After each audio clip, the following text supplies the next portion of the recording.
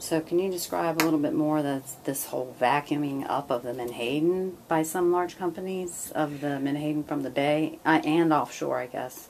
They do that. Both the reduction fishery and the snapper rig fisheries tend to be very efficient fisheries, and basically what that means is even though the population of Menhaden is down significantly from its historical highs, they can still catch a lot of those fish for a couple different reasons. One of those is the fact that they employ spotter planes, basically small airplanes, to actually go out and spot the schools of fish in order to then move the boats into a position to actually catch the fish.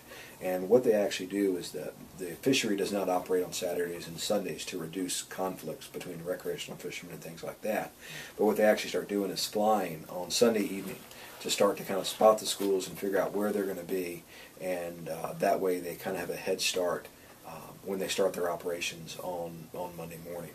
So because they can basically travel over such a large area, and because it's the natural tendency of Menhaden, especially large Menhaden schools, to swim up high in the water column, very near the surface, sometimes almost on the surface, they can be spotted very easily by the Menhaden spotter pilots, who are very good at what they're doing. They can very easily tell you how large the school is. They can, in a lot of cases, tell you how large the actual individual fish are in the school, things like that. So they are very good at what they do and have a lot of experience doing it. But what that means is, even as the population has dropped, they've been able to maintain fairly high catches because they have such good technology to do that. In addition, once they actually come upon a school, the boat gets in position. They're very efficient with the purse seine gear that they have in basically encircling, in some cases all, or in some cases parts of a very large school of Menhaden. And once the fish are in the purse seine, again, because of their kind of natural tendency to swim up when they feel kind of threatened, they tend to stay very closely combined in a school in the net, and then as the net is pursed together and very closely, they actually use fish pumps or vacuums to vacuum the fish out of the net and up into the boat, where they're then transferred to either the reduction facility in Reedville or to the bait facility if it's that segment of the fishery. So I can see how they would catch a lot of fish that way. Yeah. So, efficient, but maybe not always in a great way. What can people in the community, in the surrounding communities, in the Chesapeake Bay community, what can we do to support the Menhaden population? There's basically two different paths as a resident of Virginia that we can take to help improve the Menhaden population here in Virginia and along the entire Atlantic coast. The first is to make your voice heard during the ASMFC process that's currently ongoing.